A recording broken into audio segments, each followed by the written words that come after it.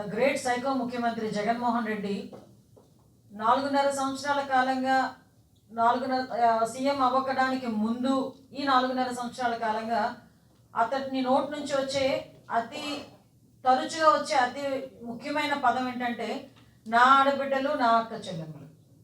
అరే నా ఆడబిడ్డలు నా అక్క చెల్లెములు అనేటప్పుడైనా కనీసం సిగ్గు సర ఉండాలి అన్న విషయాన్ని కొన్ని గణాంకాలు, అదేవిధంగా కొంతమంది reports, at the same time కొన్ని జరుగుతున్న సంఘటనలు దృష్టి పెట్టుకొని కూడా ఆ పదాలు ఉపయోగించడానికి అతను అర్హుడా కాదా అనే సంగతి కూడా అతను కూడా ఆలోచించుకోవాలి. అట్ ద సేమ్ టైం ప్రజలు కూడా ఆలోచించుకోవాల్సిన అవసరం ఉంది.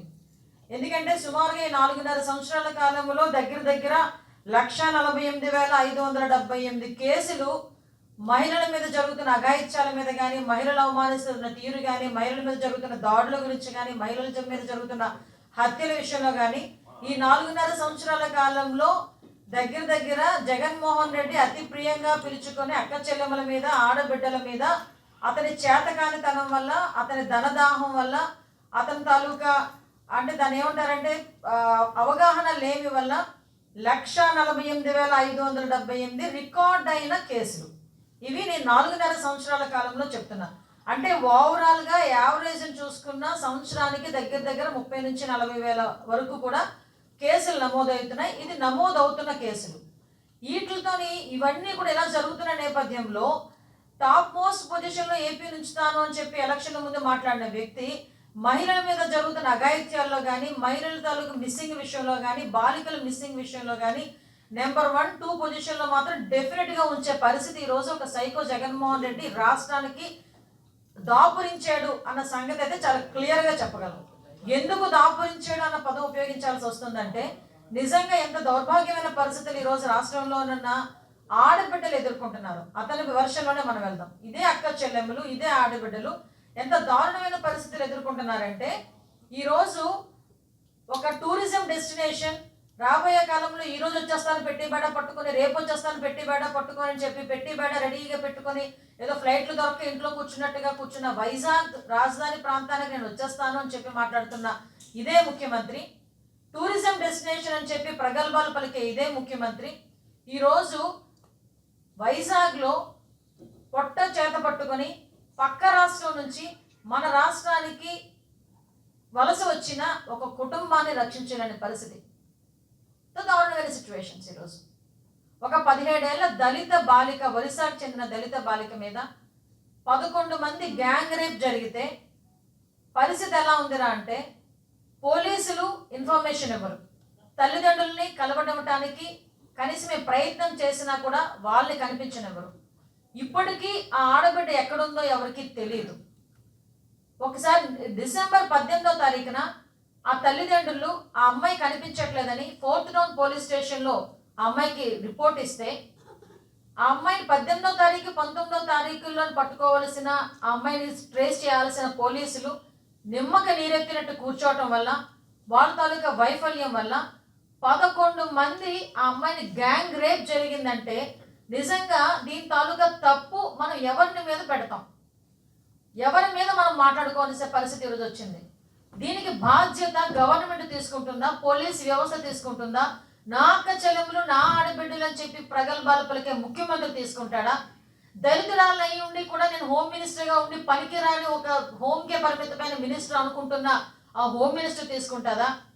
ఏదో దొంగలు పడ్డ 6 నెలలకి కుక్కలు మొరిగినట్టు ఇక్కడ ఆల్రెడీ కేసు ఫైల్ చేసేసిన తర్వాత మహిళా కమిషన్ అతి ముఖ్యంగా స్పందించేసి సూమోటోగా తీసుకున్నాను ఈ కేసును అని చెప్పి మాట్లాడుతున్న పరిస్థితి చూస్తూ ఉంటే జనాలు ఏమైనా ఎర్రోలు అనుకుంటున్నారా? నిజంగా చాలా బాధ అనిపించిందండి. డిసెంబర్ 30వ తారీఖున రాత్రి ఈ విషయం ప్రెస్లోకి వచ్చినట్టుంది. I think so. 31 మధ్యాహ్నానికి మేము అరెస్టు చేశామని చెప్పి పోలీసులు చెప్పారు. 31 మధ్యాహ్నానికి మా మహిళా కమిషన్ చైర్పర్సన్ అప్పుడు నిద్ర లేచినట్టుంది. మరి బయటకు వచ్చి నేను సూమోటోగా తీసుకున్నాను ఈ కేసుని పోలీసులు చెప్పలేదండి. సూమోటోగా ఆ కేసు తీసుకుంటున్నాను అంటే పోలీసులు ఆల్రెడీ అప్పటికే కేసు ఫైల్ చేస్తున్నారు. కేసు ఫైల్ చేశామని చెప్పారు. అది కూడా బయటికి ప్రెస్కి కూడా ఎక్కడప్పుడు బయటికి వాళ్ళు రివీల్ చేయలేదు. మహిళా కమిషన్ చైర్పర్సన్ మాత్రం బయటకు వచ్చేసిందండి. చెప్పాను కదా, అప్పుడే నిద్ర లేచినట్టు చక్కగా పౌడర్ రాసుకుని బయటకు వచ్చి మేడం గారు చెప్తారు, నేను ఈ విషయం మీద సుమోటోగా తీసేసుకున్నాను, సుమోటోగా తీసుకొని దీని మీద ఎంక్వైరీ చేయమని నేను సిపికి ఆర్డర్స్ పాస్ చేశాను అని.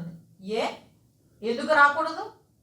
11 మంది గ్యాంగ్ రేప్ జరిగితే ఒక మహిళా కమిషన్ చైర్పర్సన్ విజయవాడలో కూర్చొని అక్కడ నుంచి ఆర్డర్స్ జారీ చేస్తుందా? సిగ్గుందా కమిషన్కి? సిగ్గుందా ఆవిడకి? కనీసం ఈ రోజు వరకు వైజాగ్ వచ్చి ఆ కుటుంబాన్ని ఎందుకు పరామర్శించలేదు? ఆ కుటుంబాన్ని తాలూకా నేపథ్యం కానీ కుటుంబ సభ్యులను కానీ ఎందుకు ఈ రోజు వరకు ఎవరిని కలవనివ్వట్లేదు? దళిత హోమ్ మినిస్టర్ మాట్లాడితే దళిత హోమ్ మినిస్టర్ అని చెప్పి చెప్పుకునే హోమ్కే పరిమితమైన హోమ్ మినిస్టర్ ఇప్పుడు ఎక్కడుందో కూడా ఇప్పుడు ఏదో యాడ్ వేయించాలి, కనబడట్లేదు హోమ్ మినిస్టర్ అని చెప్పి. ఎందుకంటే ఈ మధ్యకాలంలో కనిపించట్లేదు. ఎంత దౌర్భాగ్యం అంటే ఇంకో 3.5 నెలల తర్వాత మీ పదవీ కాలం అయిపోతుందిరా అని సాధారణంగా ఎవరైనా అనుకుంటారు 5 సంవత్సరాల కాలంలో.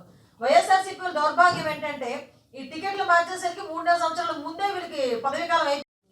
నాకు అదే అర్థం కావట్లేదండి. ఇప్పుడు యాక్చువల్గా ఎక్కడైనా ఈవెన్ ఎవరైనా హత్య జరిగినా అత్యాచారం జరిగినా ఒక ఎస్పీ బయటకు వచ్చి ప్రెస్ మీట్ పెడతారు.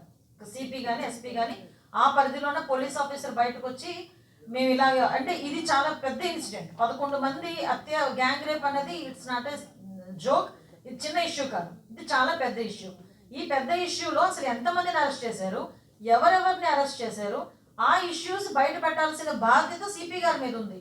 అందుకే మాకు అనుమానాలు వస్తున్నాయి. కనీసం ఎందుకు బయట పెట్టట్లేదు? అందులో ఎవరైనా రాజకీయ నాయకులకు సంబంధించిన పిల్లలు ఎవరైనా ఉన్నారా? ఈ రోజు వరకు ఎందుకు ఎవరైనా విక్టిమ్ని పెట్టరు?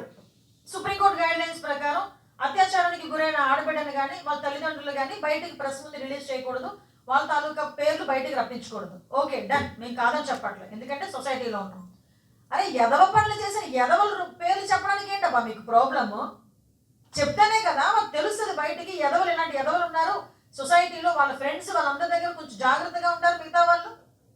ఈ రోజుకి ఎందుకు 10 మంది 11 మందో పేర్లు ఈ రోజు వరకు సిపి గారు ఎందుకు బయట పెట్టట్లేదు? సిపి గారు దీని మీద ఎందుకు ఈ రోజు వరకు ప్రెస్ మీట్ పెట్టలేదు? కనీసం లోకల్ సిఐ దీని గురించి ఎందుకు ప్రెస్ వాళ్ళకి ఒక ఇన్ఫర్మేషన్ ఇవ్వలేదు? కాబట్టి మేము అంటున్నాం దీని వెనకాల ఏదో కుట్ర దాగి ఉంది. ఆ అమ్మాయిని కూడా ఏం చేస్తారన్న భయం మాకుంది. ఈ రోజు వరకు అమ్మాయిని మాకు ఎందుకు చూపించట్లేదు? మా మహిళా అధ్యక్షురాలు నిన్నటి నుంచి పోరాటం చేస్తుంది. ఒక్కసారి అమ్మాయిని చూపించండి, అమ్మాయి దగ్గరికి వెళ్ళి మేము సానుభూతి తెలియజేస్తాం, మేము అండగా ఉన్నామని చెప్తామని. కనీసం తల్లిదండ్రులు ఎక్కడున్నారో కూడా మాకు ఇన్ఫర్మేషన్ ఇవ్వనివ్వట్లేదు. దాన్ని బట్టి మాకు అనుమానాలు ఉన్నాయి డెఫినెట్గా.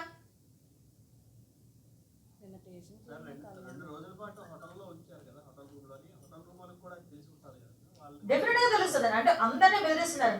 నా అనుమానం కాదు, ఇది కరెక్ట్. ఏంటంటే డెఫినెట్గా ఆ 11 మందిలో ఎవరో ఒకరు వైసీపీకి చెందిన ఇడియట్స్ ఉండుంటారు, డెఫినెట్గా ఉండుంటారు, డెఫినెట్గా ఉంటాయండి. సీసీ కెమెరా ఏమండి ఈ రోజుల్లోని ఎవరైనా ఎంతసేపు అండి మనకి కనుక్కోవడం, ఎంతసేపు కనుక్కుంటారు? ఇదే ఏదో తెలుగుదేశం పార్టీ వాడు ఏదో చేశాడు అని రానియండి, ఇక చిన్న పోస్టింగ్ పెడితే చిన్న మాట మాట్లాడితే దాని కొవ్వొత్తులు ర్యాలీలు చేస్తారు ఇడియట్స్, కొవ్వొత్తులు ర్యాలీలు చేస్తారు. మరి ఈరోజు ఎందుకు ఒక కొవ్వొత్తు తెలగదే ఈరోజు? మేడం ఒక్క విషయం మర్చిపోయేది, 18వ తారీఖున కేసు నమోదు చేస్తే ఈ వ్యవహారం ఒక రోజులో జరిగింది కాదు, 3-4 రోజుల పాటు జరిగింది. మరి ఆ పోలీసుల నిర్లక్ష్యం పక్కా అదే చెప్పాను కదండి. ఆ భయపడే పెట్టట్లేదేమో సిపి. మేబీ నేనేమంటానంటే నిజంగా 18వ తారీఖున అమ్మాయికి నమోదైంది, మిస్సింగ్ కేసు నమోదైంది. 19, 20, 21 కనీసం 2-3 రోజుల్లోనైనా ట్రేస్ అవుట్ చేసి ఉంటే అమ్మాయి ఇష్యూని. ఎందుకంటే టెక్నాలజీ పెరిగింది, అలా మేము చేసేయగలుగుతున్నాం, ఎలా చేసేయగలుగుతున్నాం అని చెప్తున్నారు కదా, దాని ప్రకారమైన ఈజీగా చెప్పొచ్చు. మరి ఎంత దారుణం అంటే ప్రెస్ వాళ్ళని కూడా పక్కదోవ పట్టించే విధంగా సిఐ వ్యవహారం ఉంది 4వ పట్టణ పోలీస్ స్టేషన్లో. ప్రెస్ వాళ్ళని కూడా పక్కదోవ పట్టించారు. ప్రెస్ వాళ్ళు లోపల పిలిచారట, మాట్లాడతానన్నారట, వేరే వెహికల్లో నిందితులను పంపించారట. అంత దాపరికమే? అరే ఎదవ పనులు చేశారనే ఎదవల పేర్లందరూ బయట పెట్టి ఫోటోలు అందరూ పేపర్లో వేయించకూడదా, పేపర్లో చూపించకూడదా ఎదవ పనులు చేసిన వాళ్ళని? ఎందుకు దాపరికం? ఎందుకు ఈ రోజు వరకు పోలీసులు దీని మీద ప్రెస్ మీట్ పెట్టట్లేదు? హోమ్ మినిస్టర్ స్పందించదు, మహిళా కమిషన్ రాదు, జగన్మోహన్ రెడ్డి మాట్లాడు. అరే నీ హయాంలో అయ్యా జగన్మోహన్ రెడ్డి, సైకో జగన్మోహన్ రెడ్డి, నువ్వు ముఖ్యమంత్రిగా ఉన్న దగ్గర నువ్వు రాజధాని కింద వచ్చేస్తాను పెట్టి బయట సర్దుకొని అనుకున్న వైజాగ్లో నడిబొడ్డులో వైజాగ్ బీచ్ దగ్గర ఒక ఆడబిడ్డ మీద 11 మంది అత్యాచారం జరిపితే బయటకు వచ్చి దాని గురించి ఒక్క మాట కూడా మాట్లాడలేని వాడివి నువ్వు సీఎంగా అర్హుడువా? అది నేను ఒక్కదాన్ని అడుగుతున్న క్వశ్చన్ కాదు, ఈరోజు రాష్ట్రంలో ఉన్న మహిళలందరూ అడుగుతున్న క్వశ్చన్, ఇంక్లూడింగ్ వాళ్ళ చెల్లి తల్లి కూడా అడగాలి.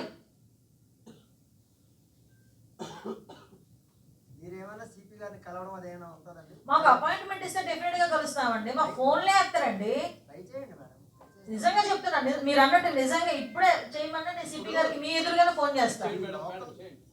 మీ లోకల్ మహిళా లీడర్స్ తో కలపవచ్చు, స్టేట్ చీఫ్ కదా మీరు వెళ్ళి కలవచ్చు కదా. ఏవైతే డౌట్ ఒకసారి నెంబర్ కూడా కన్ఫర్మ్ చేసుకుంటున్నా, 9440627277 అంతేనా? ఒకసారి మీ ఎదురుగానే ట్రై చేస్తాను. నిజంగా మీరు అన్నట్టు మీరు సలహా ఇచ్చారు కలవమని, నేను డెఫినెట్ గా ఇప్పుడే కలుస్తాను, అపాయింట్మెంట్ ఇస్తాను. కలిస్తే ఏమో డౌట్లన్నీ మీరు అడిగితే వాళ్ళు ఏం చెప్తారు సమాధానం?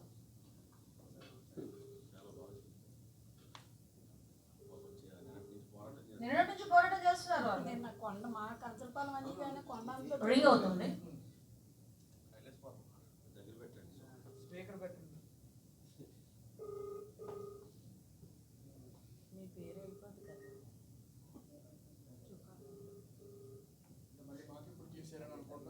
అందుకే సమాధానం ఇవ్వడం లేదు, దయచేసి మళ్ళీ ప్రయత్నించండి.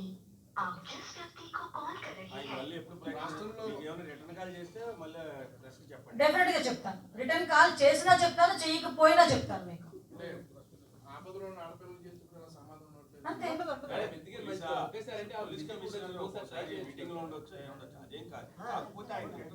రిటర్న్ కాల్ ఎప్పుడు చేస్తారు? చేస్తాను.